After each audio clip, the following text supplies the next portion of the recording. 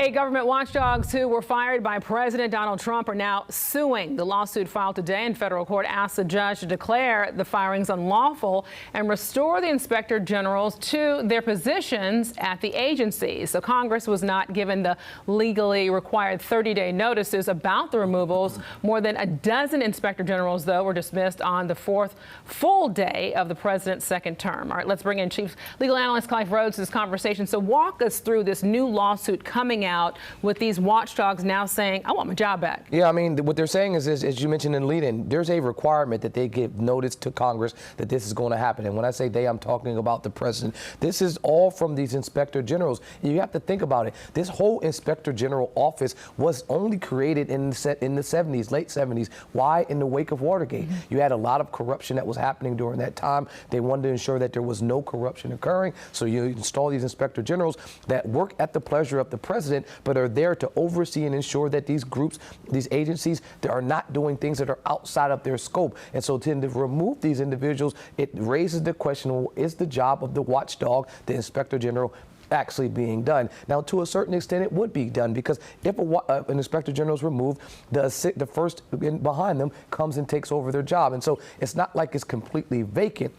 What I've seen so far is that they've only removed the inspector generals, not everybody on their staff. However, I would assume that the goal is to remove all these folks, and at some point, it has to happen because the president has the authority to do it. Right. I mean, and that's a very important part right here, because it goes to, do they have a case? And I also think, too, is, are you really surprised by this? If you know that your focus is not the administration's focus, I mean, you'd have to be kind of aware that your job would be in jeopardy. Well, even though we're in politics, I hate to try to politicize these roles. These roles are really supposed to be apolitical. They are there to ensure that the job of whatever that agency is doing. I mean, you're talking about folks that filed this complaint: the Department of Defense, Veteran Affairs, Health and Human Services, State, Education, Agriculture, Labor, and Small Business. None of those are political. In this era of today, where we're on these mountains of polarizing and political sides, we tend to politicize everything. But these are not political in nature. They're to ensure, are you writing the checks right? Are you ensuring that our money is being properly utilized? Are you not, coordinating with other countries and ensuring that we're giving out secrets to other folks?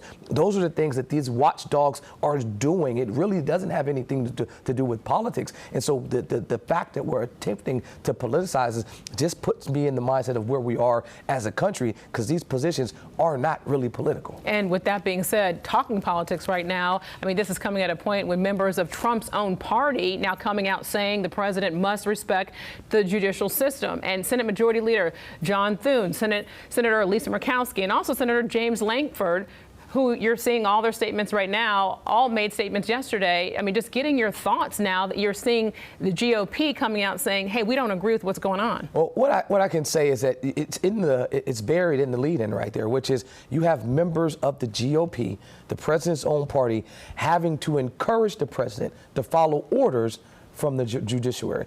I mean, in itself, that's problematic. We have three separate branches of government.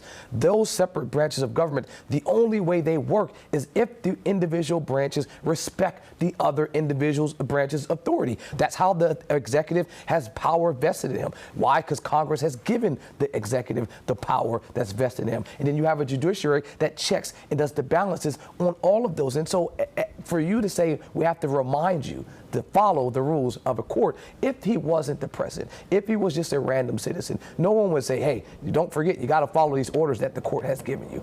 And I want to circle back to this. The removal of the inspector general is not something new. It has been done before, and I have to double down on it. It is 100% within the president's power and authority to do it. You can look at history. Ronald Reagan did it. He did it on his first term in office, and he kicked up a lot of feathers, maybe the first couple weeks. The problem with that is, right after that, he reappointed 5 folks that he just removed. President Obama did it. President Trump did it in 2020. So presidents have done this before in the past. The issue is now is the removal of all of them at the same time, and the partisan politicizing of the removal of those folks. Clive Rhodes, we appreciate your insight.